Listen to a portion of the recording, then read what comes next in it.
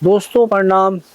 दोस्तों, आज अपने अनुभवों की इस श्रृंखला में मैं आपको एक ऐसा रोमांचकारी अनुभव सुनाने जा रहा हूँ जिसमें कोई गुलदार लगभग 1.5 सालों तक एक क्षेत्र पे सक्रिय रहा और उसको मारने के लिए अनेक शिकारी वहाँ बुलाए गए। परंतु यदि सैद्धांतिक रूप से या उसकी व्यवहार के बारे में रीड करके उसको मारा जाता तो गुलदार इतनी घटनाएं नहीं करता था। दोस्तों, ये जो घटनाक्रम है ये है कीर्तिनगर विकास खंड के बडियारगढ़ और सिल्का खाल क्षेत्र के आदमखोर का।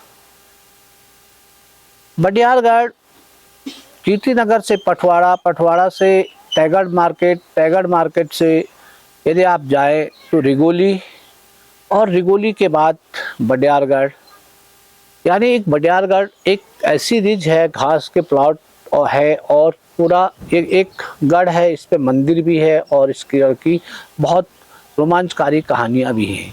और दूसरा वाला जो क्षेत्र था वो है बडियारगढ़ से पीछे, यानी यदि हम कीर्तिनगर से चलेंगे तो कीर्तिनगर से लगभग 10 किलोमीटर जाने के बाद उस रूट से एक रूट अलग कट जाती है जो उस क्षेत्र से लास्ट में वो सिल्का खाल पहुंचती है।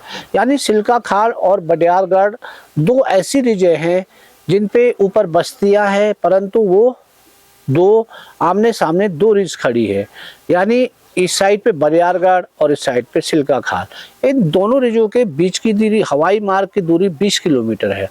यदि हम इस रिज से सिल्का खाल निकले तो हमें 40 किलोमीटर गाड़ी से जाना पड़ेगा। और इसके दोनों रिजों के नीचे एक नदी है, उस पे टैगड़ मार्केट है, बहुत सारे गांव इसके चारों ओर बसे हुए हैं। दोस्तों, अनुभव की श्रृंखला को शुरू करने से पहले इस ऑपरेशन में बहुत सारे लोगों ने अपना लगभग 1.5 साल तक योगदान दिया, जिसमें कुछ लोग अब इस दुनिया में नहीं हैं।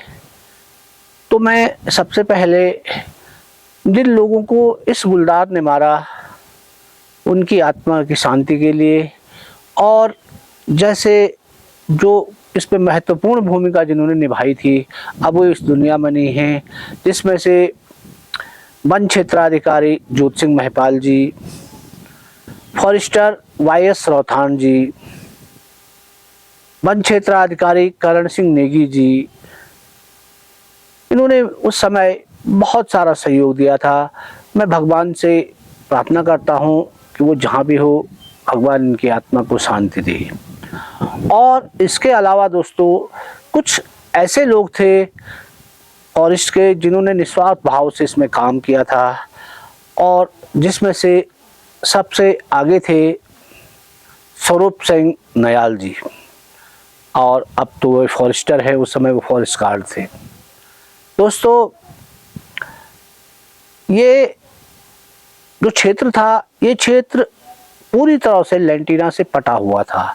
केवल जो चुन्नी खाल का ऊपर वाला एरिया और बडियारगढ़ के रिगोली वाला एरिया, इस एरिया पे क्योंकि इसकी ऊंचाई लगभग 1600 मीटर से ऊपर थी और यहाँ बर्फ़ भी गिरता था दोनों चोटियों पे, इसलिए यहाँ बांज और बुरास के वृक्ष थे। ये घटना 12 मई 2007 की है। इससे पूर्व की घटनाओं का विश्लेषण मैं इस अनुभव, जब आपको अनुभव समाप्त कर दूंगा उसके बाद मैं इसका विश्लेषण करके आपको बताऊंगा। तो दोस्तों, सिरसेट के पटूड़ी गांव में 36 वर्षीय चंद्रशेखर दिहाड़ी मजदूरी करके अपने घर वालों का पेट पालता था। शाम के समय वो कहीं मजदूरी करके घर लौट रहा था। शायद उस दिन चंद्रशेखर ने थोड़ा बहुत कुछ शराब का सेवन भी कर लिया था, इसलिए वो सड़क से धीरे धीरे अपने घर की ओर चल रहा था। दोस्तों, पटूड़ी गांव जो मेन रोड है सिल्का खाल वाली, उसके नीचे कुछ घास के बड़े बड़े मैदान और उसके बाद लगभग 500 मीटर नीचे पटूड़ी गांव बसा हुआ है। तो जब चंद्रशेखर रोड के अंतिम छोर तक पहुंचा, उसके बाद पैदल जो बटिया थी उस बटिया पे चला। या तो चंद्रशेखर को थोड़ा नशा ज़्यादा हो गया या कोई गुलदार इसका पीछा कर रहा था। इससे पूर्व यहाँ पे किसी भी बड़े आदमी पे गुलदार ने अभी तक हमला नहीं किया था। किसी भी महिला और किसी भी पुरुष को इन गुलदारों के द्वारा अभी तक मारा नहीं गया था। केवल जो भी घटनाएं हुई थी वो सब बच्चों पे ही थी। इसलिए जो बड़े आदमी थे उन्हें ज़्यादा इस चीज़ का भय नहीं था। तो मैंने अपना अनुमान लगाया कि चंद्रशेखर साहब ज़्यादा पिए हुए में होने के कारण वो इस मैदान में थोड़ा देर के लिए बैठ क्या गया या लेट ही गया। तो जो गुलदार इसका पीछा कर रहा था या इसको देख रहा था, उसको एक मौका मिल गया और वो तुरंत आकर उसने चंद्रशेखर पे हमला कर दिया और उसको गर्दन से पकड़े हुए वो उसको खींचते हुए एक जो उसके बगल पे एक नाला था, जिसमें जो सूखा नाला था उसमें बहुत सारी घनी झाड़ियाँ थी, और वो चंद्रशेखर को उस नाले पे ले गया। घर वालों ने पता किया, जहाँ वो काम पे था तो उन्होंने बताया कि वो तो यहाँ से 5 बजे ही चल दिया था। तो रात को उसको खोजने के लिए भी गए, परंतु चंद्रशेखर का कोई पता नहीं चला। सुबह रात खुली तो लोग उसे ढूंढने के लिए निकले। जब वो उस मैदान से निकल रहे थे उस रास्ते से, तो उनको कुछ खून की बूंदें वहाँ पे दिखाई दी। तो उन्हें थोड़ा शक हुआ। उसके बाद थोड़ा आगे जाने के बाद, क्योंकि मैदान में घसीट के निशान नहीं दिख रहे थे क्योंकि उसमें घास थी, और उसके बाद उनको उस नाले की ओर कुछ घसीट के निशान दिखाई दिए। तो उसका पीछा करने के बाद जब वहाँ पहुँचे तो उनको चंद्रशेखर की अधखाई लाश प्राप्त हुई। तुरंत राजस्व विभाग को और वन विभाग को सूचना दी गई। उस समय कीर्तिनगर तहसील में एसडीएम दुमका जी थे, वे तुरंत मौके पे वहाँ पहुँचे। वन विभाग के अधिकारी भी वहाँ पे मौके पे पहुँचे और उन्होंने जब देखा कि वास्तव में चंद्रशेखर को किसी गुलदार के द्वारा मारा गया और आधा से ज़्यादा इसको खा चुका है। एसडीएम दुमका ने गैरसैंण एसडीएम को कॉल द्वारा उनसे ये कहा कि अभी तक इसके लिए परमिट जारी नहीं हुआ है, आप फिलहाल जन सुरक्षा के लिए रावत जी को यहाँ भेज दे। तो एसडीएम साहब ने तुरंत मेरे को मैसेज किया कि रावत, आपको सिल्का खाल कीर्तिनगर में जन सुरक्षा हेतु बुलाया जा रहा है। अभी परमिट जारी नहीं हुआ है, परंतु आपको उस क्षेत्र में जन सुरक्षा के लिए जाना होगा। मैंने कहा ठीक है सर, मैं 1-2 दिन के बाद वहाँ निकल जाऊँगा। दोस्तों, इस क्षेत्र में अब छोटे बच्चों को छोड़कर एक बड़े 36 साल के आदमी को गुलदार द्वारा शिकार बनाया गया था और अब एक दहशत का माहौल था, क्योंकि अभी तक इस गुलदार ने कभी भी किसी बड़े आदमी का शिकार नहीं किया था और जो उसने शिकार किया वो भी एक 36 साल के व्यक्ति का। यानी ये गुलदार अब पूर्ण रूप से संपूर्ण आदमखोर बन चुका था। अब इसके लिए कोई महिला, कोई पुरुष कोई मान्य नहीं रखता था। ये किसी का भी शिकार आराम से कर सकता था, क्योंकि गुलदार के आदतों में देखा गया है, यदि एक बार उसने किसी बड़े आदमी का शिकार कर लिया है तो उसका साहस पूरा बढ़ जाता है और वो ये समझ जाता है कि मैं इस आदमी का भी शिकार कर सकता हूँ, यानी ये आदमी अब मेरे से शक्तिशाली नहीं है। तो इस एरिया के लिए एक घंटी बज चुकी थी कि आगे कुछ होने वाला है। दोस्तों, मैं यहाँ से 16 तारीख को सिल्का खाल के लिए कीर्तिनगर से मैं सिल्का खाल पहुँचा। जो घटनाक्रम मैंने आपको सुनाया, उस जगह को देखा, उस नाले को देखा और उस गांव में के रास्तों को हमने चेक किया, तो हमें पता चला कि इस एरिया पे इससे पहले गुलदार नहीं था। यानी ये गुलदार इस एरिया के लिए एकदम नया था। और दोस्तों वहाँ से लगभग 2-3 किलोमीटर पे एक सड़क के किनारे एक मकान पे हम लोगों ने अपने रहने का बंदोबस्त किया। तब तक बिजनौर से अली अदान जी वहाँ पहुँच गए थे और उनके पास परमिट जारी हो चुका था। उस समय दोस्तों यदि किसी गुलदार को आदमखोर घोषित किया जाता था तो जब तक वो मारा न जाए तब तक परमिट जिंदा रहता था। तो इसलिए इसके लिए परमिट तो पहले हो चुका होगा, क्योंकि इससे पहले भी जो घटनाएं हुई थी उसके बाद गुलदार नहीं मारे गए थे तो वो परमिट जिंदा थे, परंतु मुझे परमिट नहीं भेजा गया था। और दोस्तों इसी बीच जनपद पौड़ी के नयार घाटी वाला आदमखोर सक्रिय हो गया था और पौड़ी से जो डीएफओ थे DN सेमवाल जी, वो लगातार मेरे से संपर्क कर रहे थे कि रावत जी आप आ जाइए, यहाँ पे और शिकारियों की बस की बात नहीं है, क्योंकि इससे पहले भी डेड बॉडी पे गुलदार आया था और शिकारी उसे मार नहीं पाए। तो मैंने उनसे कहा ठीक है सर, मैं लगभग 23 तारीख को ये मैं कीर्तिनगर वाले एरिया पे हूँ, वहाँ से मैं सीधी पौड़ी निकल जाऊँगा। क्योंकि मुझे परमिट तो जारी हुआ नहीं था, इसलिए मैंने उन्हें एक डेट दे दी कि मैं इतने तारीख को वहाँ पहुँच जाऊँगा। और दोस्तों 22 तारीख को मुझे भी परमिट जारी कर दिया गया चिल्का खाल आदमखोर मारने के लिए, परंतु मैं पौड़ी जनपद को अपनी डेट दे चुका था, इसलिए मैं 23 तारीख को चिल्का खाल से पौड़ी निकल गया।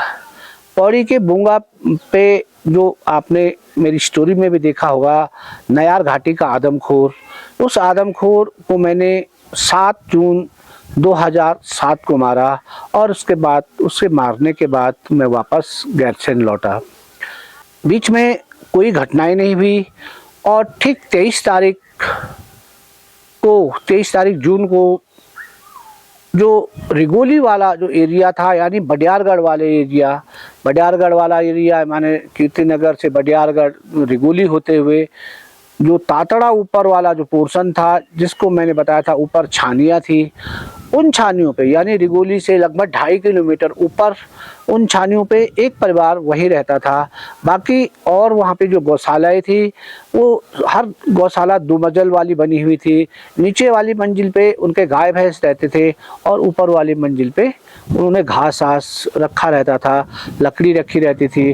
और इसके बाद बरसात के समय पे ये लोग उसी एरिया पे रहते थे और उस एरिया पे ये लोग अपने जानवरों के लिए, क्योंकि जो घास वहाँ से वो गाय नीचे लाते थे या जो गोबर के लिए गाय जो वहाँ रखी थी, उस गोबर को उन खेतों में वो डालते थे। वो जो उन्होंने खेत बना रखे थे उसमें आलू, छेमी और इस प्रकार की वो फसलें उगाते थे।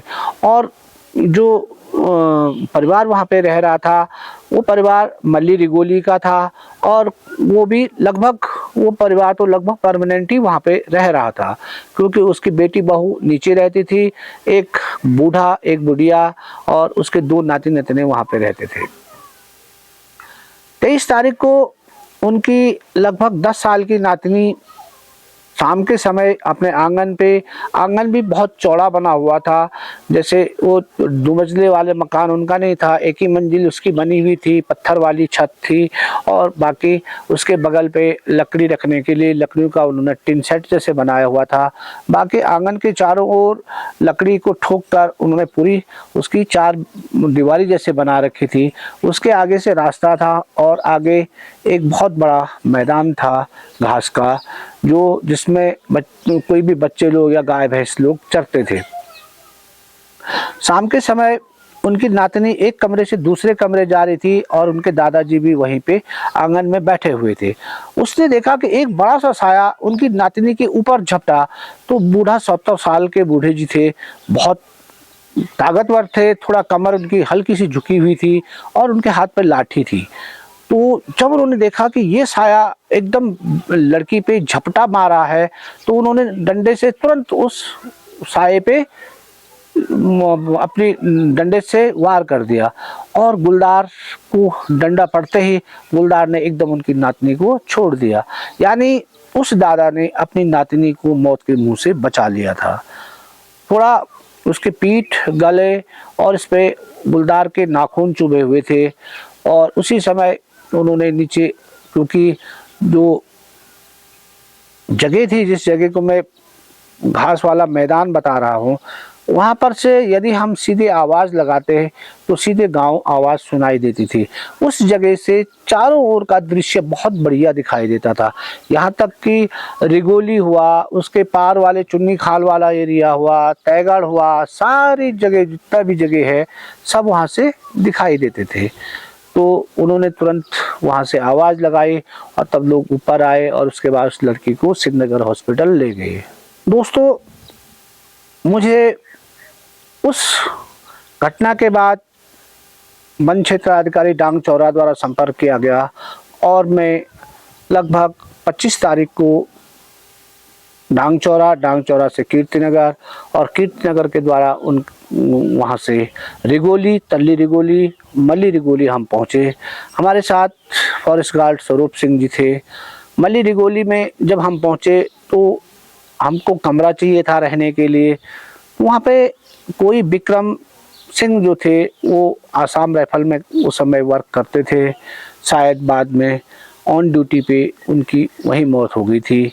उनका एक बेटा, उनकी पत्नी, उनकी माँ उस घर पे रहते थे। तो उन्होंने अपना एक कमरा हमको दे दिया और उसके बाद उन्होंने कहा कोई बात नहीं, आप चिंता मत करो, खाना भी हम लोग आपको खिलाएंगे।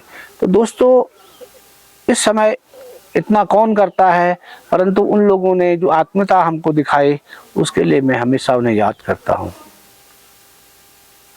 अब हम सुबह तातड़ा जाते, उस एरिया को हम चेक कर रहे थे तो वहाँ पे हमें गुलदार के पंजों के निशान, उसकी क्रैश और गुलदारों की भी क्रैश दिखाई दे रही थी। परंतु उन क्रैशों में से एक क्रैश बहुत चौड़ी थी, जिससे साफ पता चल रहा था कि चौड़ी क्रैश का मतलब है कि ये गुलदार बहुत बड़ा है और बड़े का मतलब ये है कि ये मेल हो सकता है। और बाकी जो गुलदार और भी उस एरिया पे चल रहे थे उनके निशान भी हमको दिख रहे थे। दोस्तों, हमने उनकी छान पे ही अब ये सोच रहे थे कि यहीं हम मचान बनाएं और उसके बाद इस गुलदार को यहीं घेरा जाए। दोस्तों, लगभग 29 तारीख हो चुकी थी। अब हम लोग एक क्लियर नहीं कर पा रहे थे कि इसमें से आदमखोर कौन होगा, क्योंकि जिस एरिया पे हम थे उस एरिया पे इससे पहले इसने कोई घटना नहीं की थी। केवल एक बालिका को घायल किया था और इससे अलावा उसकी कोई घटनाएं रिगोली की पे जहां हम रह रहे थे उस एरिया पे नहीं थी। बाकी उससे और एरियाओं पे इनकी घटनाएं थी। यही चीज़ हम सोच रहे थे कि हम कैसे इसको ट्रैक करें। दोस्तों, 30 जून की बात है। 30 जून को बंदासा की घटूड़ी देवी और उसका परिवार अपने खेत में रुपाई के कार्य में लगा हुआ था। शाम होने वाली थी, छोटे बच्चे उनके घर पे थे। तो उनकी बेटी और बहू ने सोचा कि थोड़ा हम और वर्क कर ले, इसको जो कार्य हम कर रहे रुपाई का इसको पूर्ण कर ले।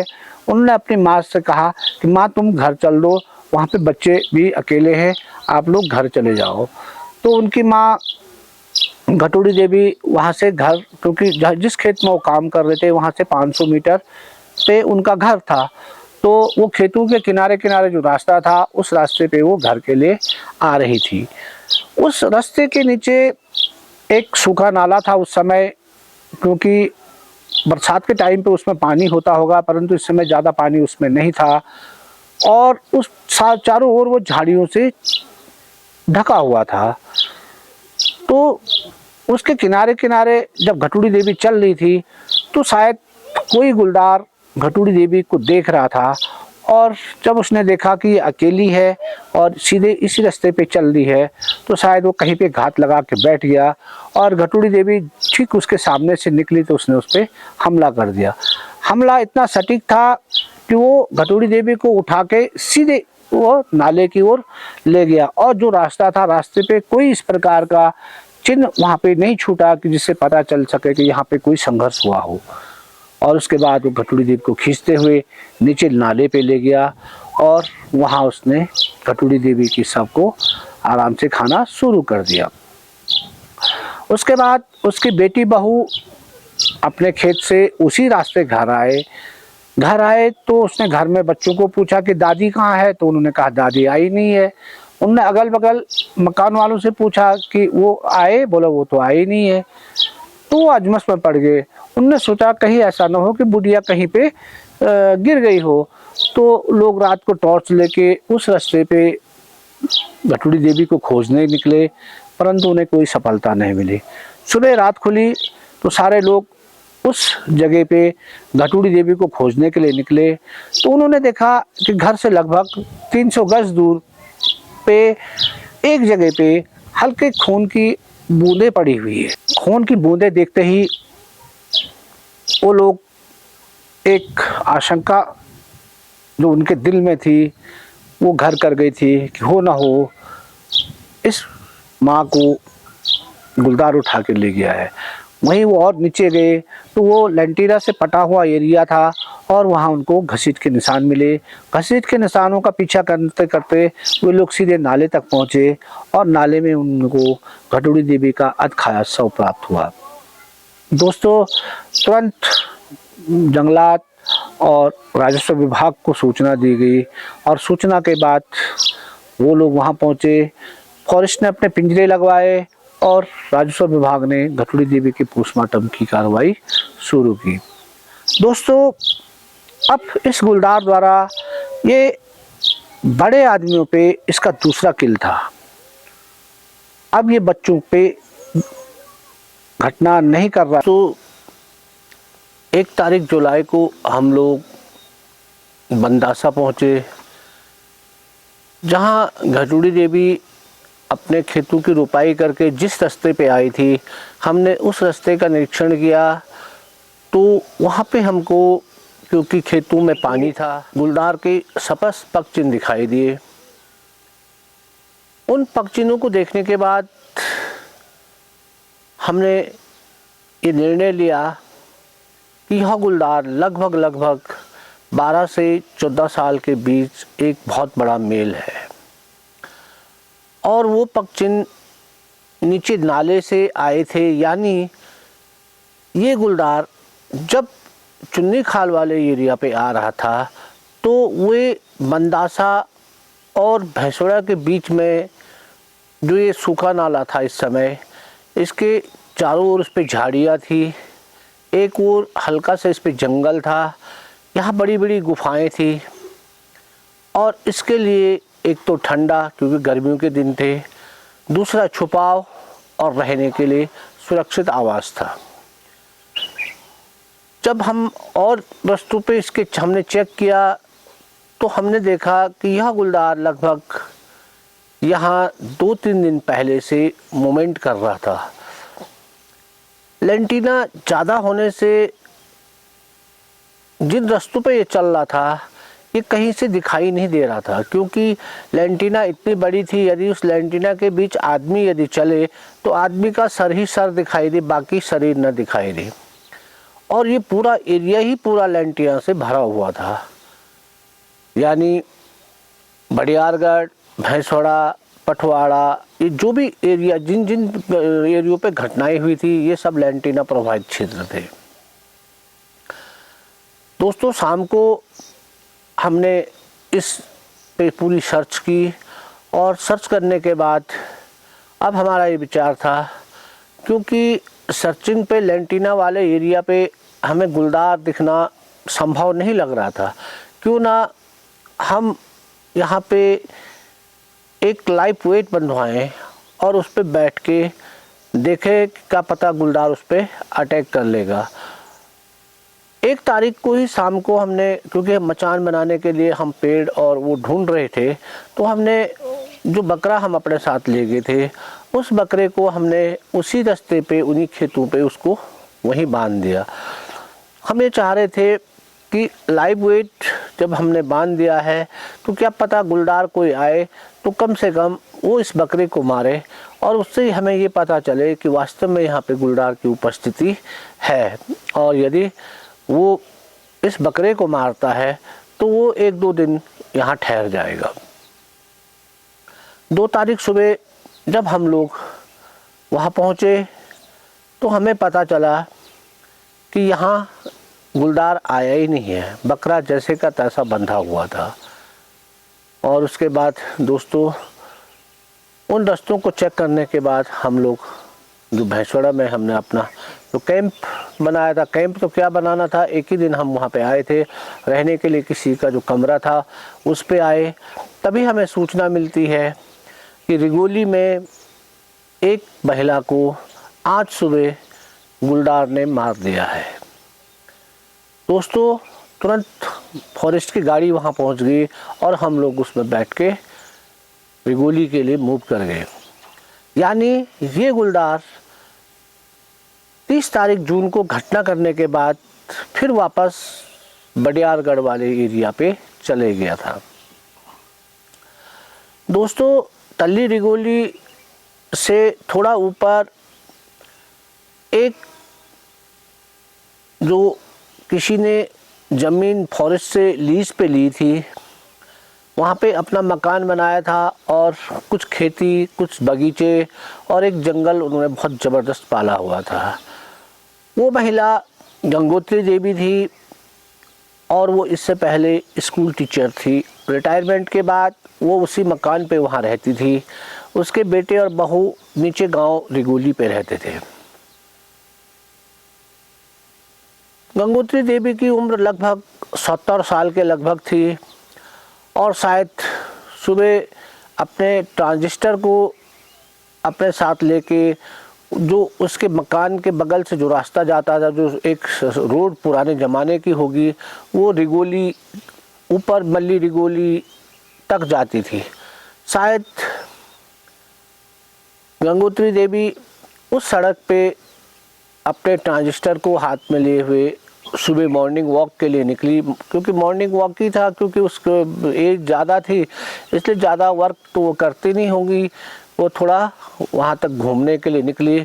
उसके बाद जब वो वापस लौटी तो वापस अपने ठीक मकान के पीछे से उसने वहाँ पे अपना ट्रांजिस्टर रखा जो स्टार्ट था और शायद वो लघु शंका के लिए वहीं पे उसी रास्ते के नीचे बांस के झुरमुट पे चले गई।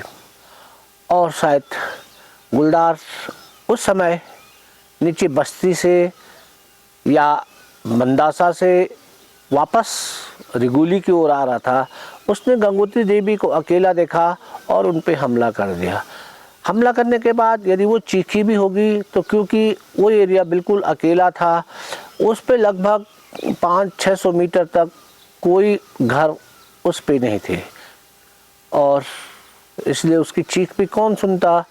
और वो घसीटते हुए इसको एक बांस के झुरमुट में ले गया और वहाँ पे उसने कुछ मांस जो है गंगोत्री देवी का खाया। उसके बाद लगभग 8-9 बजे उसके बेटे बहू वहाँ पहुँचे तो उन्होंने देखा कि यहाँ तो घर के दरवाजे खुले हैं परंतु माँ यहाँ नहीं है। तो उन्होंने सोचा शायद कहीं घूमने गई होगी या इधर उधर बाग बगीचों में देर हो गई और उनकी माँ वापस नहीं आई। तो वो ये पता करने के लिए रिगोली की तरफ उस रास्ते पे गया कि मैं वहाँ पूछ लेता हूँ कहीं माँ उधर वहाँ तो नहीं गई होगी। परंतु जब वो वहाँ पे पहुँचे तो उन्होंने देखा कि यहाँ पे तो एक उनका ट्रांजिस्टर ऑन है और उसको एक पत्थर के ऊपर रखा हुआ है। तो उन्होंने सोचा कि जब माँ ने अपना जो ट्रांजिस्टर है, जो रेडियो है यहाँ पे रखा हुआ है तो इसी के अगल बगल गई होगी, परंतु अभी तक ये आई क्यों नहीं। तो वहीं उस बांस के झुरमुट पे उसने देखा तो वहाँ पे ब्लड की बूंदें थी और ब्लड की बूंद देखते ही उसे पता चल गया कि माँ को गुलदार उठा के ले गया है। दोस्तों वो और नीचे निकला तो उसने देखा कि उसकी माँ का शव वहाँ पे पड़ा हुआ है और उसका कुछ मांस जो है वो गुलदार खा चुका है। दिन की बात रही, गुलदार शायद सुबह 5 या 6 बजे उसने गंगोत्री देवी को मारा और जब लोगों की हलचल स्टार्ट हुई तो वो वहाँ से निकल चुका था। इसकी सूचना विभाग को दी गई, राजस्व विभाग को दी गई और उसके बाद हमें भी ये सूचना मिली। तो हम जब रिगोली पहुँचे तो उसके बाद उस शव का पोस्टमार्टम के लिए भेज दिया गया। अब हम कभी रिगोली कभी चुन्नी खाल वाले पोर्शन पे ऐसे आते जाते केवल हम कोई वर्क कर नहीं पा रहे थे। हमें ये पता ही नहीं चल पा रहा था कि ये गुलदार किस रास्ते चुन्नी खाल जा रहा है और किस रास्ते वहाँ से वापस लौट रहा है। सबसे बड़ी दुविधा हमारे पास उस समय यही थी कि ये गुलदार जब इस रिज से इस रिज तक पहुँच रहा है और इसके बीच में जो इतनी बड़ी जनसंख्या वाला क्षेत्र है, इस पे ये कोई अटैक नहीं कर रहा है, या तो ये इन रिज से दूसरी रिज पे रात पे निकल रहा है, क्योंकि जब वो रात को निकल रहा होगा उस समय तो लोग सोए होंगे, इसलिए इसको घटना का भी मौका नहीं मिल रहा है और ये उस समय सुनसान रास्तों से निकल के एक रिज से दूसरी रिज को ये पार कर दे रहा है। यानी यदि हम भैंसवाड़ा से और रिगोली की दूरी लगाएं तो लगभग 20 किलोमीटर है। तो एक गुलदार जो है वो शाम को चल के उस रिज तक पहुंच जा रहा है। और दूसरी बात ये हो रही थी कि जहाँ ये घटना कर रहा था वहाँ यदि हम पहुंच जा रहे थे तो शायद ये उस घटनाक्रम को महसूस कर दे रहा था और वहाँ से वो निकल जा रहा था।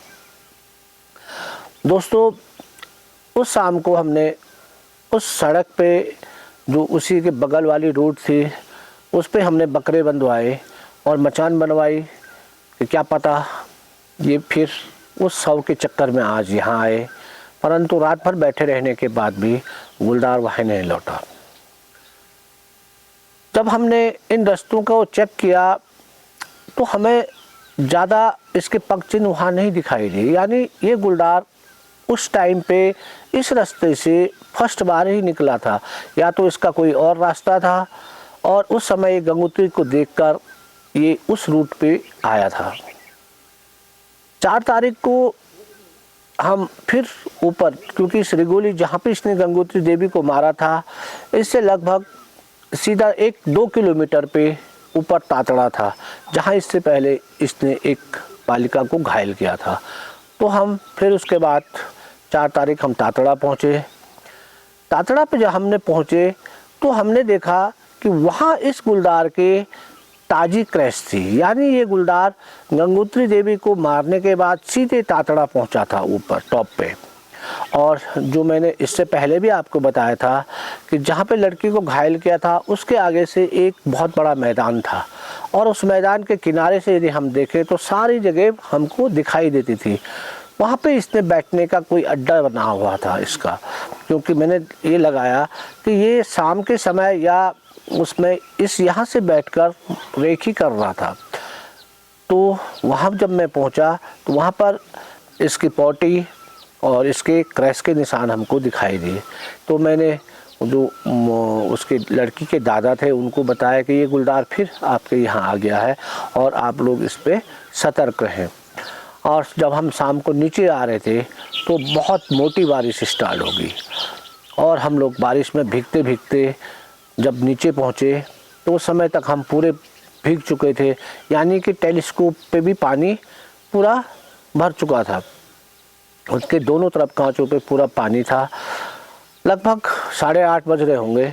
हम सर्च लाइट के सहारे गंगोत्री देवी के मकान पे ही हम लोगों ने कैंप बनाया था। यानी फॉरेस्ट वाले 4 फॉरेस्ट वाले और 2 हम हुए, मैं और वीरेंद्र, 6 लोग हम वहाँ पे रह रहे थे। तो ठीक उसी के पीछे जब मैंने खेत में देखा तो खेत में एक सूअर अपने बच्चों के साथ चल रही थी और हमारे लाइट देख के एक मादा सूअर जो बहुत बड़ी थी वो सीधे उस लाइट पे, यानी हमारी लाइट पे हमारी ओर बढ़ी। क्योंकि हमने उस पर लाइट मारा तो वो सीधे लाइट की ओर एक आक्रामक मुद्रा में जो है वो हम पे अटैक करने के लिए पहुंच गई। मैंने राइफल सीधी की, टेलीस्कोप पे देखा तो कुछ दिखाई नहीं दे रहा था।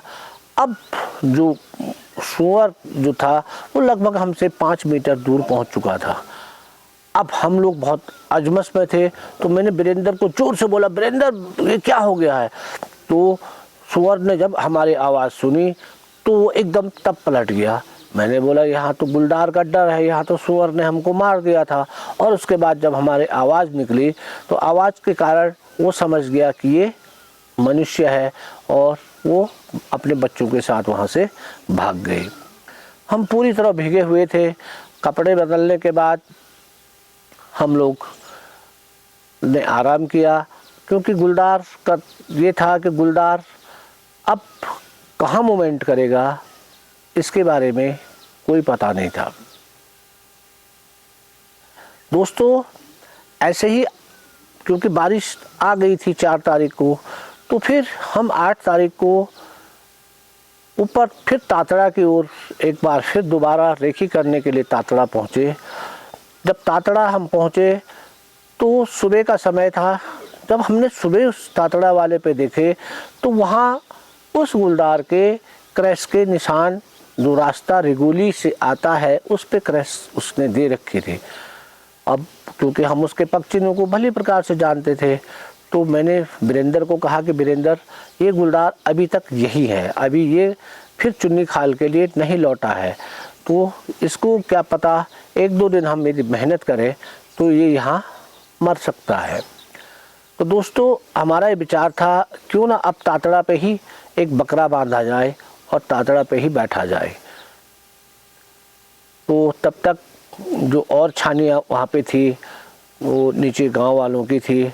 उन छानियों में उनके दो मंजिले कमरे थे, एक पे नीचे उनकी गाय भैंस रहती थी और ऊपर उनके घास रहती थी। तो वहाँ पे कोई महिला जो थी उसने अपने गाय भैंस बाहर निकाले और उन्हें हमको आवाज़ दी कि आप लोग सुबह से घूम रहे हैं, चाय पीने आओ।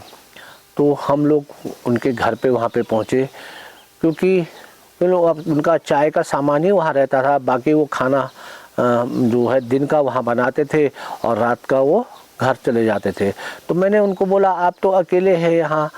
बोला नहीं भैया, हम सुबह यहाँ आते हैं और शाम को हम फिर नीचे घर चले जाते हैं। तो मैंने बोला ये और छाने वाले? बोला ये और छाने वाले भी ऐसे ही अप डाउन हम डेली कर रहे हैं, परंतु लग रहा है लगभग हम 7-8 दिन के बाद यहाँ आ जाएंगे, क्योंकि बरसात में हम लोग यहीं रहते हैं। वो उस महिला का नाम सुकारी देवी था। उन्होंने हमें चाय पिलाई।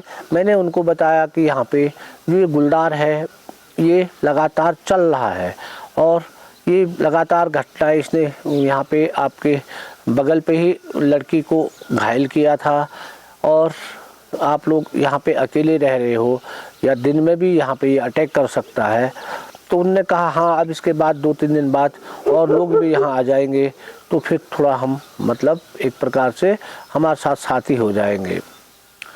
तो फिर उसके बाद चाय हाय पीने के बाद हम लोग फिर अपने कैंप के लिए लौट आए। दोस्तों बरसात का मौसम था। अब सुबह जब हम लोग सुबह की सर्च के लिए उठ रहे थे तो इस एरिया पे पूरा कोहरा छाया हुआ रह रहा था।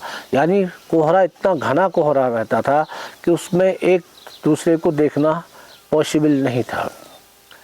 10 तारीख जुलाई को सुबह बहुत घना कोहरा लगा हुआ था, यानी रिगोली गांव तक ही कोहरा था, और धीरे धीरे जो टाइम बढ़ा तो कोहरा ऊपर की ओर जाने लगा। सुकारी देवी नीचे घर से अपने 2-3 साथियों के साथ, जिनकी औरों की गाय भैंस भी वहाँ थी, वो रास्ते से वहाँ पहुँचे।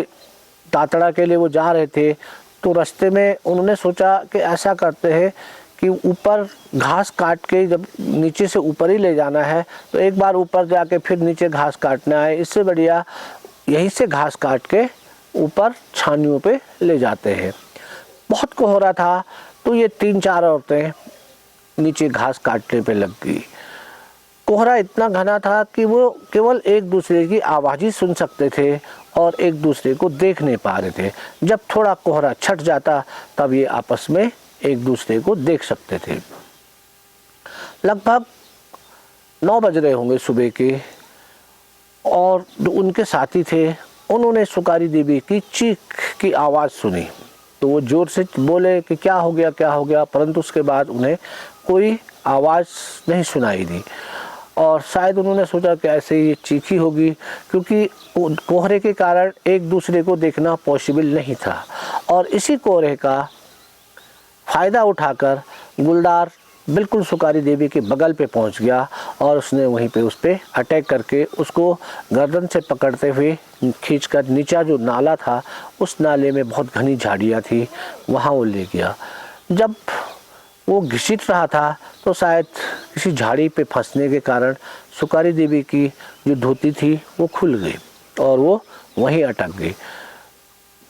उसके बाद थोड़ा आधा घंटा होने के बाद कोहरा जब ऊपर बढ़ा तो उसके साथियों ने देखा कि यहाँ सुकारी देवी तो यहीं पे घास काट रही थी, ये यहाँ है नहीं।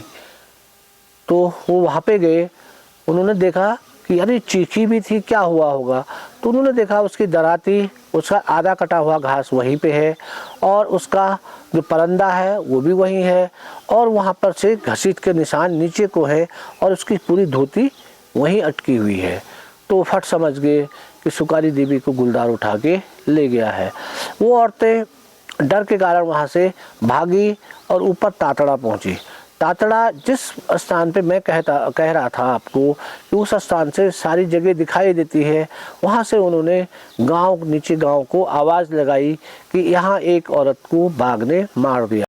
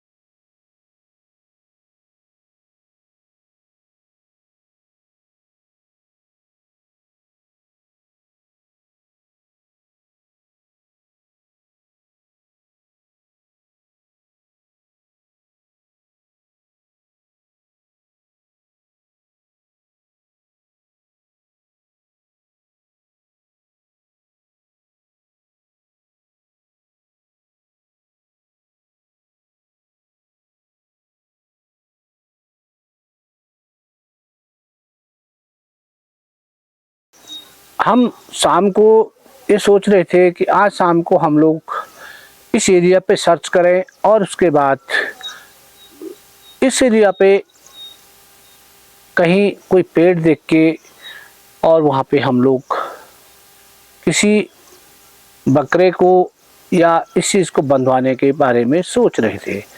परंतु दोस्तों, मैं अपने दिल की बात बताऊं, इस गुलदार को देखने के बाद अब हमारी रूह कांप चुकी थी। अब हमें सबसे ज़्यादा डर ये लग रहा था कि हम जो पैदल सर्च यहाँ कर रहे हैं, क्योंकि उस रास्ते पे कोई रोड तो थी नहीं उस गाँव पे, हमें सर्च पैदल ही करना था। और पैदल सर्च में ये लगातार अब बड़े आदमियों पे टारगेट कर रहा है, हो ना हो ये कभी अब हमें मार सकता है।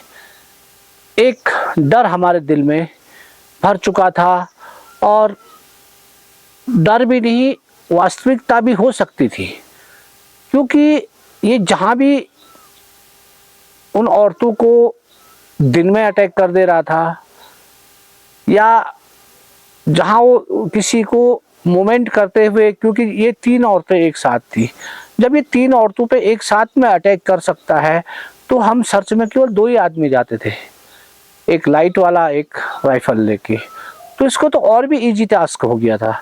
इसलिए अब मुझे भी अपने दिल डर, एक प्रकार का डर मैं महसूस कर रहा था।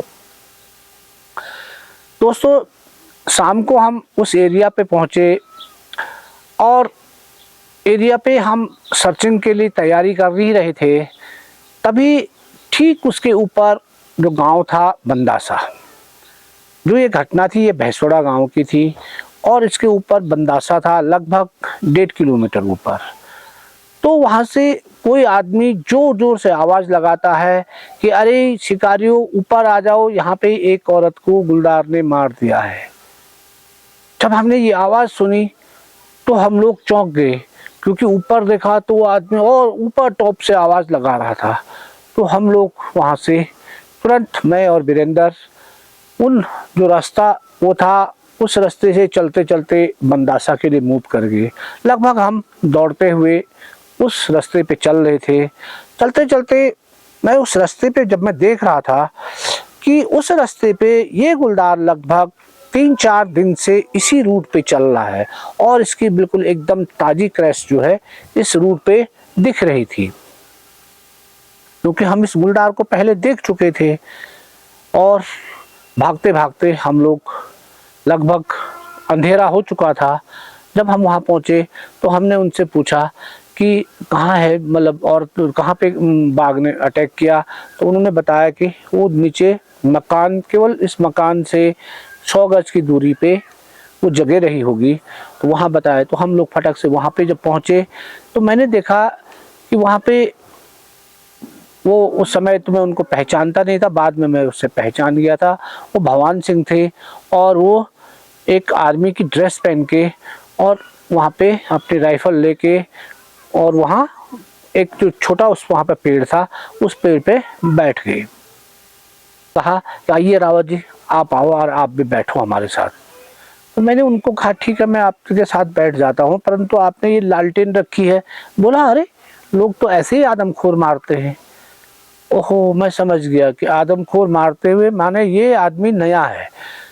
और तो मैंने कहा इससे, बोला हाँ, जब इसी को बाल के रखते हैं और जब गुलदार आएगा तब हम इस पे फायर करेंगे। तो मैंने कहा ठीक है, क्योंकि हमारा मकसद तो एक है कि आदमखोर गुलदार को मारना, परंतु हमारे तरीके अलग अलग हैं। इसलिए आप लोग बैठो और हैं तो सुबह 4 बजे के लगभग एक बार बॉडी मुझे दे देना और मेरा फ़ोन नंबर ले लो। और मैंने उनको अपना फ़ोन नंबर दिया और आप मुझसे बात कर लेना और उसके बाद मैं यहाँ पहुँच जाऊँगा। मैं वहाँ पे निरीक्षण करने पे मैंने देखा कि इनके द्वारा जो उस महिला की बॉडी रखी हुई है उसको बांधा भी नहीं गया है। अरे ये क्या तरीका है।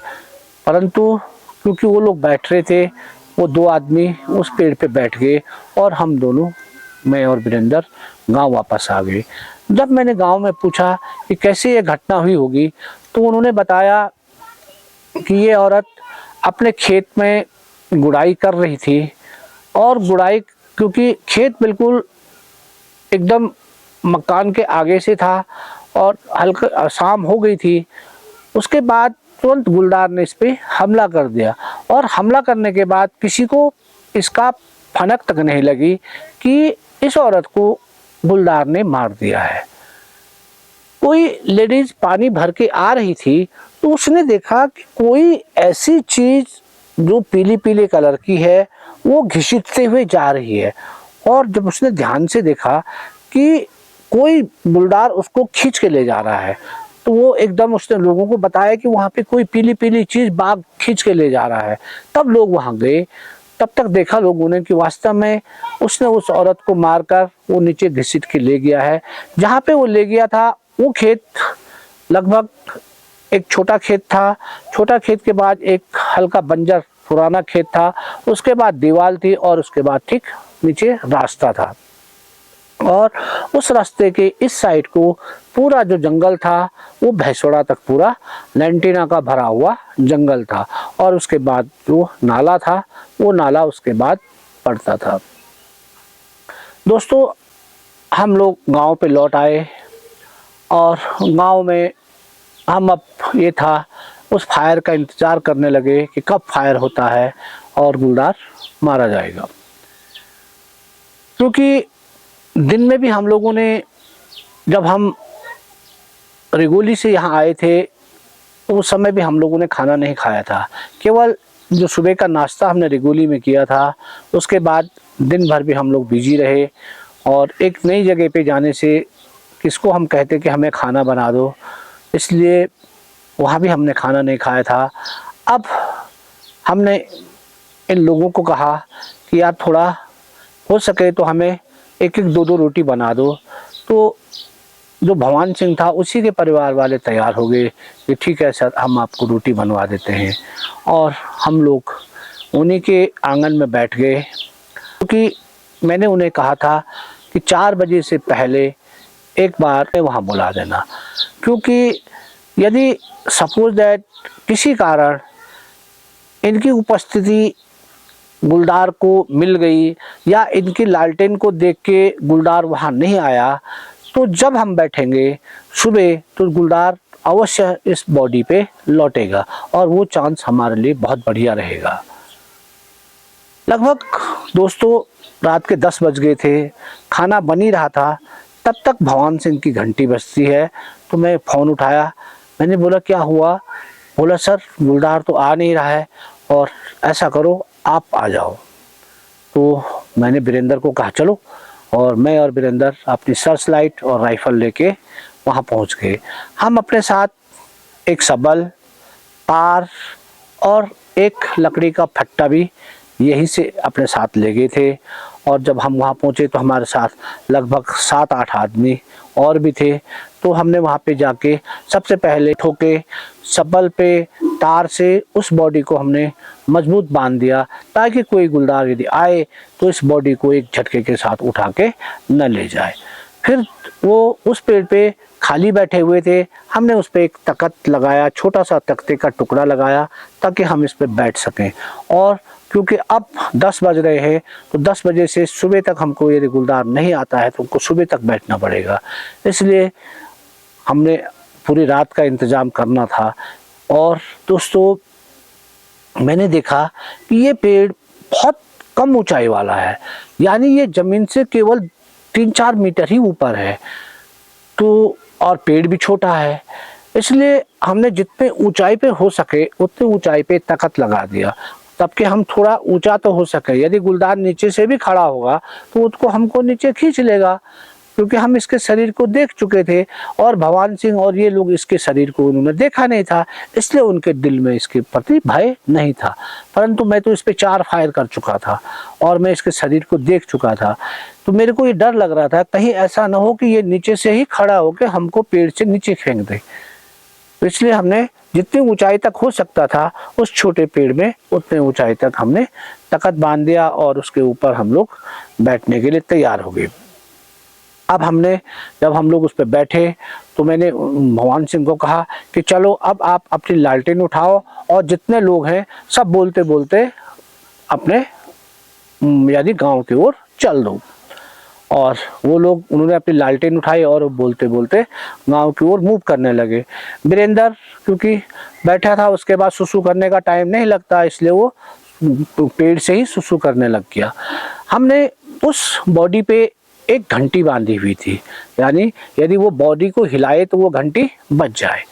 अब वीरेंद्र सुसु करने के बाद खड़ा ही था, तब तक एकदम अचानक वो लोग हमसे 25 मीटर भी नहीं गए थे कि एकदम घंटी टन टन टन टन टन घंटी बजने लग गई। घंटी बजने लगी तो वीरेंद्र अपनी चैन को ऊपर कर सके और उसने कहा भाई जो गुलदार, उसने लाइट मारी तो मैंने जब अपने टेलीस्कोप से उस गुलदार को देखा और वो गुलदार हमसे केवल 10 या 15 मीटर, क्योंकि वो मचान जो थी वो 12 बोर वाले ने बनाई थी, तो 12 बोर की जो मचान होती है बहुत नज़दीक होती है और हमारे पास इतना टाइम था नहीं कि हम दूसरी मचान बनाते, इसलिए हमको उन्हीं की मचान पे बैठना पड़ा। और वो मचान बिल्कुल हमसे 10 या 15 मीटर या ज़्यादा से ज़्यादा 20 मीटर की दूरी पे थी। और उस महिला का जो शव था, वो शव का जो सर था, वो सर हमारी ओर था। अब जब मैंने टेलीस्कोप से देखा कि गुलदार आके सीधे महिला के ऊपर बैठ गया है, एक झटके इसके साथ आया और वो महिला के ऊपर बैठ गया है, क्योंकि उसका सर हमारी ओर था और गुलदार भी आके उसके पाँव की ओर से उसने सीधे हमारी ओर उसका सर रख के उसके ऊपर बैठ गया। तो मैंने देखा कि ये गुलदार इस शव के ऊपर पूरी तरह से लेट गया है। अब यदि मैं इसको फायर करता हूं तो कल सुबह इस बॉडी का पोस्टमार्टम होना है और मैं केवल 20 मीटर से फायर कर रहा हूं। मेरी राइफल की गोली इसके शरीर को छेदते हुए इस महिला के शरीर को भी छेदते हुए बाहर निकल जाएगी। फिर क्या होगा, इस पोस्टमार्टम की रिपोर्ट में इस बॉडी पे गोली लगना भी लिखा जाएगा कि इस पे गोली लगी थी। तो मैं 2-4 सेकंड के लिए एकदम अजमस में पड़ गया कि मैं इसका फायर करूं तो कहां करूं, क्योंकि यदि मैं इसके सर पे फायर करता हूं तो सर उसके चेस्ट पे है और यदि मैं उसके कमर पे करता हूं तो कमर उसके पेट पर है और मैं ऐसे बैठा हूं, क्योंकि मैं जब भी गोली फायर करूंगा तो वो गोली यहां से लगते हुए सीधे बॉडी को लग रही थी। तब मेरे को ध्यान आया कि यदि मैं इसके बैक पोर्शन यानी इस कमर के ऊपर वाले इस कमर पे इसकी फायर करूं तो ये गोली इसके यहाँ से बाहर निकल जाएगी और थोड़ा जो मेरे को स्लोप मिल रहा है, इस स्लोप से इसकी कमर को ये गोली तोड़ते हुए निकलेगी और इस औरत के पाँवों से बाहर निकल जाएगी। बस दोस्तों, मैंने इतना सोचा और मैंने एम करते हुए तुरंत ट्रिगर दबा दिया। एक धमाका हुआ और गुलदार एक बंदर की भांति पीछे के 2 पाँवों पे खड़ा होके ऐसे ऐसे नाचने लग गया, क्योंकि गोली उसके कमर की रीढ़ की हड्डी के बगल से निकलकर उसके पेट से बाहर निकल गई थी। तो वो इस प्रकार से एक एक्शन जैसे करने लगा, तो मैं समझ गया था कि इसकी कमर टूट गई है, या तो ये कमर टूटी भी नहीं होगी तो उसके बगल कमर के बगल पे गोली लग गई है। और उसके बाद वो धीरे से नीचे लुढ़का और उसके बाद लुढ़कते वो नीचे को चले गया। वो लोग केवल वहाँ पर से 30-40 मीटर ही गए थे, तो एकदम धमाके की आवाज़ सुनकर लोग सब चौंक गए और चौंक के वो लोग फिर दौड़ के वहाँ आ गए। तो वो लोग आए तो फिर वहाँ पे मैंने देखा, क्योंकि गुलदार थोड़ा देर वहाँ पे रुका था, रुके के कारण जो वहीं पर से उसका ब्लड की पूरी धार निकल गई थी। और उन लोगों ने जब देखा कि वास्तव में इतने बहुत मोटा ब्लड निकल गया है और पूरी एक प्रकार से ब्लड की धार निकलते हुए जब गुलदार नीचे को लुढ़का तो उस पर ब्लड की धार निकल रही थी। तो वो लोगों ने वहीं पे मुझे बधाई दी कि सर चलो आपने गुलदार मार दिया है। और उसके बाद मैंने उनको बोला कि आप इनके घर वालों को बोलें कि ये इस बॉडी को ले जाए। और उसके बाद हम भगवान सिंह के घर पे पहुँचे, खाना खाया। यदि सपोज दैट गुलदार जल्दी नहीं आता तो उस रात हम भूखे रह गए थे। तो खाना तो बन रहा था, परंतु क्विक जब उन्होंने हमें बुलाया तो हम तुरंत वहाँ चले गए थे। फिर हम लोगों ने खाना खाया और उसके बाद अब सुबह उस गुलदार को ढूंढने की बारी थी। सुबह जल्दी उठे तो शायद रात को जॉय वकील को भी कॉल हो गया था और जॉय भी वहाँ से रातों रात चलकर लगभग 2 बजे बंदासा पहुँच गए। तो जब बंदासा जॉय वकील पहुँचे तो जो रास्ता था, जब वो उस रास्ते पे टॉर्च के द्वारा आ रहे थे तो उनको उस पे ब्लड की टेल दिखाई दी। तो उसके बाद जब वो वहाँ पहुँचे तो उस समय उतना ज़्यादा परिचय हम लोगों का था नहीं। तो उन्होंने बताया कि सर, जो आपने गुलदार को फायर किया है वो उस रास्ते से नीचे चले गया है, और क्योंकि जब हम ऊपर आ रहे थे तो उस रास्ते पे हमको खून की लकीर दिखाई दे रही थी, इसका मतलब वो नीचे नाले पे चले गया है। तो मैंने बोला चलो कल सुबह उसको ढूंढ लेंगे। दोस्तों, सुबह हम लोग उठे और उस गुलदार को ढूंढने के लिए वहाँ चल दिए। डर था कि कहीं ऐसा ना हो कि ये गुलदार जिंदा हो और ये किसी को भी अटैक कर सकता है, इसलिए हमने 2-2 टीम बनाई। एक टीम में जॉय वकील, एक टीम में मैं और एक टीम में भगवान सिंह को हमने रखा। उनको बोला जब तक कोई गन वाला आगे न जाए तब तक कोई भी आदमी आगे न जाए, क्योंकि रात का फायर है, हो सकता है कि गुलदार जिंदा हो। दोस्तों, उसके बाद वो रास्ते को छोड़कर उसके बाद उस जंगल पे निकल गया।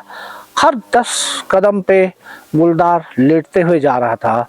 ब्लड की बहुत बेकदरी से उसका ब्लड निकल रहा था और चलते चलते वो जहाँ वो घटुड़ी देवी को उसने मारा था उस नाले तक वो पहुँच गया था। उस नाले तक जब मैंने देखा तो उसकी ब्लड की बूंदें उस नाले तक थी। और उसके बाद दोस्तों, वहाँ किस गुफा में वो गुलदार गया उसका कोई पता नहीं चल पाया। और 23 तारीख को पूरे दिन हम उसको ढूंढते रहे।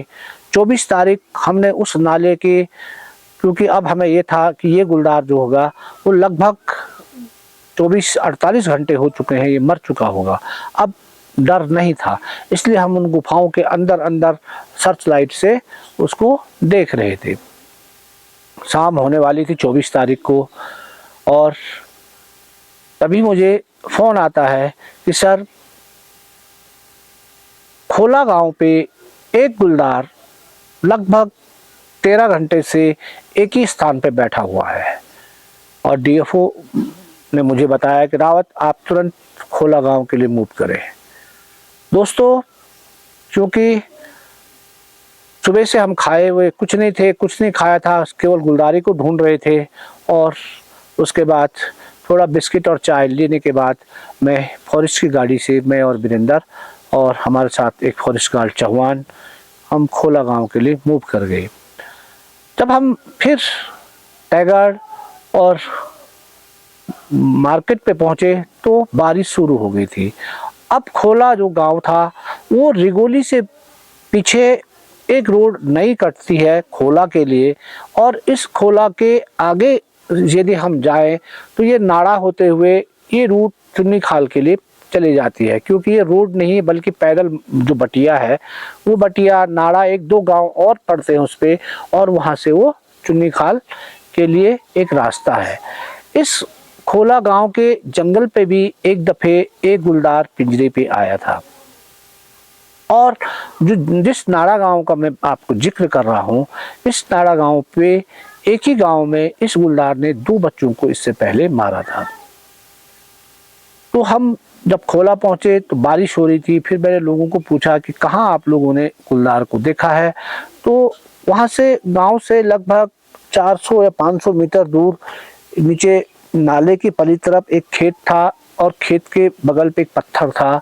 उन लोगों ने बताया सर कि ये गुलदार जो है लगभग 13 घंटे से उसी पत्थर पे बैठा हुआ है कल से, और लगातार दिख रहा है। किसी समय वो वहाँ से निकल जाता है, फिर उसके बाद फिर वो उस पत्थर पे आ जाता है। मैंने लाइट, अपनी सर्च लाइट उस पत्थर पे मारी, लगभग 9 बज चुके थे। तो उस समय बारिश भी हो रही थी तो मुझे कुछ नहीं दिखा, इसलिए अब सुबह का इंतज़ार था। और उन लोगों ने उस समय हमें खाने बनाने के लिए बोला, तो मैंने उनसे कहा कि आप हमें केवल आज चावल और दाल बना दे, क्योंकि हम लोगों ने बहुत दिन से चावल और दाल नहीं खाई है। तो उन लोगों ने फटाफट हमको दाल चावल बना दिए। वो दाल चावल हमको इतने स्वादिष्ट लगे, क्योंकि हम बहुत दिन से हम लोगों ने अपने अनुसार खाना खाया ही नहीं था। और खाना खाने के बाद हम लोग सो गए। सुबह रात खुली तो दोस्तों रात जल्दी खुल जाती है। जब 5 बजे मैंने देखा सब सो रहे हैं। अरे ये तो सुबह की तो हमने सर्च करनी है, परंतु ये कोई उठ ही नहीं रहा। मैं वीरेंद्र को बोला उठो उठो, तो वो भी उठ नहीं रहा था। फिर मैंने किसी और फॉरेस्ट गार्ड को कहा तो वो भी नहीं उठा। तो कोई एक जवान फॉरेस्ट गार्ड थे, मैंने उसको कहा यार उठो थोड़ा सर्च कर लेते हैं। तो वो उठ के मेरे साथ चल दिया। हम उस जहाँ पे हमारा जो कमरे पे हम रह रहे थे वहाँ पर से मैं 50 मीटर आगे आया। 50 मीटर आगे वहाँ पे एक लैट्रिन थी। लैट्रिन से मैंने आगे को वो पोर्शन साफ खुला दिख रहा था, तो मैंने उससे लाइट मारी। तो मैंने देखा कि वास्तव में जिस पत्थर को लोग कह रहे थे उस पत्थर के ऊपर एक गुलदार बैठा हुआ है। इस गार्ड चौहान थे। मैंने चौहान को कहा कि चौहान ये ले लाइट पकड़, और जो ये एम दिख रहा है जिस पे ये आंखें चमक रही, इस पे आप लाइट मार के रखें। और दोस्तों उसने उस पत्थर पे लाइट मारी और मैंने राइफल उस चौहान के कंधे में रख दी, क्योंकि मेरे को दूर फायर करना था और इसलिए मेरे को एक स्थिरता की आवश्यकता थी।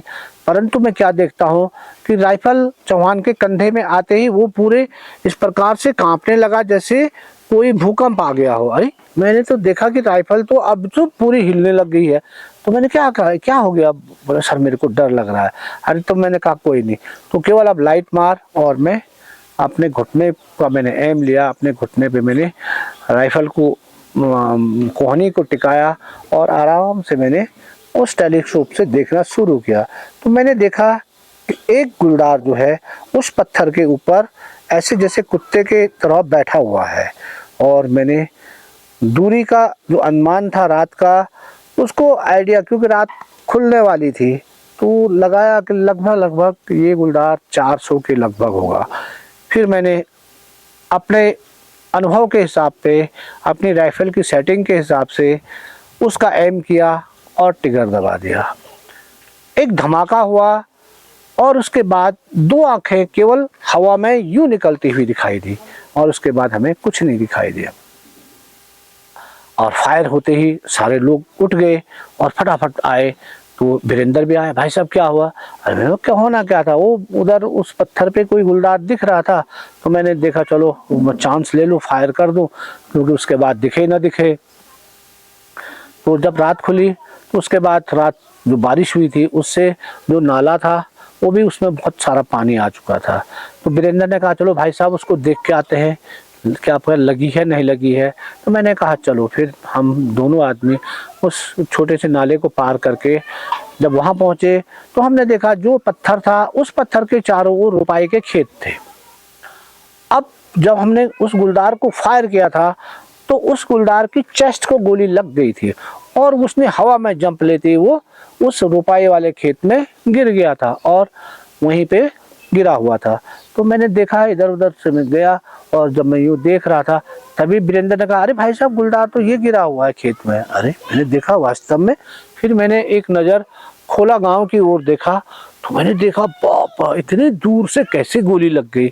तो मैंने देखा कि मारने बचाने वाला ऊपर वाला है, जिसको मैं 20 मीटर पे फायर किया उसकी बॉडी मुझे नहीं मिली, और जिसको मैं 500-400 गज पे फायर कर रहा हूँ उसको गोली लग जा रही है। तो ये भी ऊपर वाले का एक नीला खेल था। और दोस्तों उसके बाद उस गुलदार को मारने की सूचना हम लोगों ने विभाग को दी।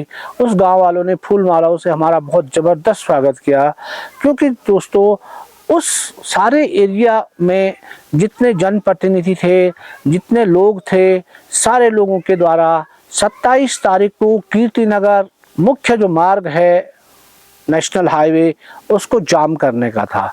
और उससे पहले 25 तारीख जिस दिन सर जिम कॉर्बेट का जन्मदिन था उसको एक आदमखोर मारकर मेरे द्वारा एक श्रद्धांजलि अर्पित की गई, जो एक बहुत बड़ा पुण्य कार्य था। दोस्तों ये तो थी मेरे अनुभवों की एक श्रृंखला। अब मैं जो मैंने इस अनुभव के साथ आप लोगों को सुनाने से पहले जो मैंने अनुभव किया उसके बारे में मैं आपको बता दूं। इस गुलदार द्वारा 9 किल किए गए और दोस्तों इसमें लगभग 5 गुलदार मारे गए। एक गुलदार पिंजरे पे गया। जो पठवाड़ा और इस साइड पे जो गुलदार मारा गया, क्योंकि फरवरी के बाद अगस्त तक कोई घटनाएं नहीं हुई, तो हो सकता था कि ये पठवाड़ा और सिरसेट वाला जो गुलदार था वो उस समय उसने वहाँ पे उन्हीं अगल बगल के 2-3 गांवों पे इसने वारदात की थी, वो गुलदार अलग रहा होगा और वो मारा गया, इसलिए बीच में घटनाएं। दोस्तों दूसरी बात, जो ये गुलदार था, इस गुलदार के द्वारा जहाँ जहाँ घटना की गई थी, जब मैंने उन घटनाओं को वहाँ अपने द्वारा एक मैप बनाया गया, जब मैंने उस मैप पे उन घटनाओं को डाला तो मेरे को साफ पता चल गया कि ये गुलदार जो है ये खोला से नाड़ा से जो बटिया चलती थी वो सिल्का खाल तक पहुंचती थी और उसके बाद बंदासा और भैंसोड़ा तक वो वहाँ से आता था। उसके बाद वो बीच से पठवाड़ा के ऊपर वाले जंगल से फिर नाड़ा होते हुए रिगोली पहुंच जाता था। इसका मतलब ये क्लियर था कि यदि हम उस समय इस चीज़ को सोच लेते और इस मैप को यदि हम वहाँ पे देखते तो हमारा सारा ध्यान उन रास्तों पे जहाँ से ये निकल रहा था या आ रहा था उस रास्ते पे पड़ जाता, तो हम इसको बहुत इजीली मार सकते थे। मेरे द्वारा 2006 में चंपावत जो आदमखोर था वो 3 साल से सक्रिय था और उससे 9 आदमी मारे थे। जब मैं लास्ट टाइम पे वहाँ पहुँचा था तो 3 साल गुजर चुके थे। तो मैंने सबसे पहले उनसे उस घटनाक्रम के डेट वाइज और वहाँ का मैप मांगा और उस मैप में मैंने उनको बताया कि आप दर्शाए कि इतने तारीख को इसने इस गांव पे इसने अटैक किया है।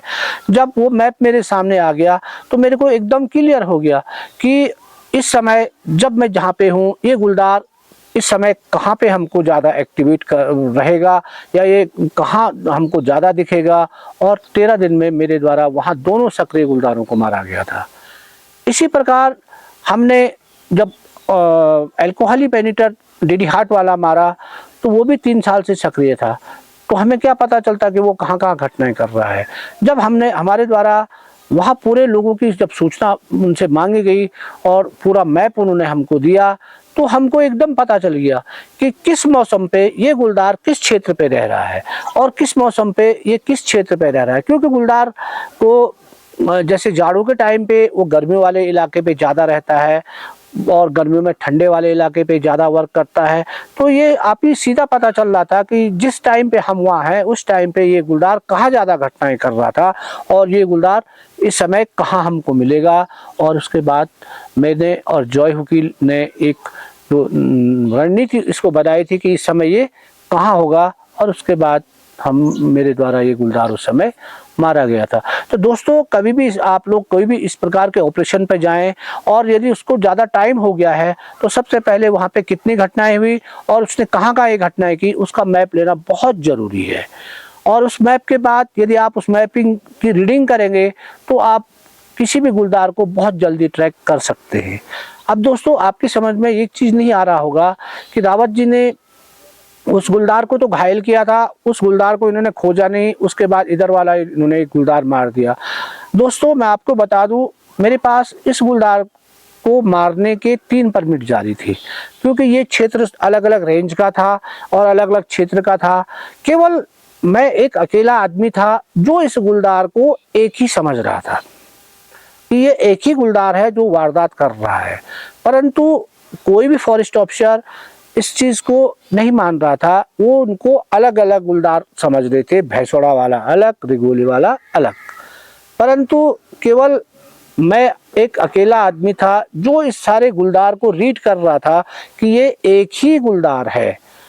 अब जब वो गुलदार घायल हो गया था और उसके बाद वो गुफा में चले गया था तो मेरे को ये क्लियर था कि ये गुलदार तो इसने बचना है नहीं, ये तो मर गया है, तो मेन गुलदार तो मारा गया है। अब मेरे पास जो रिगोली वाला परमिट था, यदि ये 13 घंटे से यहाँ पे बैठा हुआ है तो ये भी कोई ना कोई डिफेक्टेड गुलदार होगा, हो ना हो मैं इस गुलदार की बॉडी मुझे मिलेगी नहीं, और उसके बाद यदि मैंने इस गुलदार को भी नहीं मारा और कल ये डिफेक्टेड रहा और ये आदमखोर हो गया, तो लोग जितनी मेहनत मैंने की उस पर सारा पानी फिर जाएगा। लोग कहेंगे ये फिर रावत जी ने पता नहीं क्या किया और फिर ये गुलदार सक्रिय हो गया है। इसलिए मेरे को उस गुलदार को भी मारना पड़ा, और उस गुलदार का भी मेरे पास परमिट था। तो दोस्तों, ये अनुभव आपको कैसा लगा कमेंट करके ज़रूर बताएं।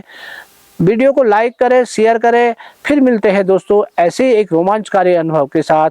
तब तक बहुत बहुत धन्यवाद।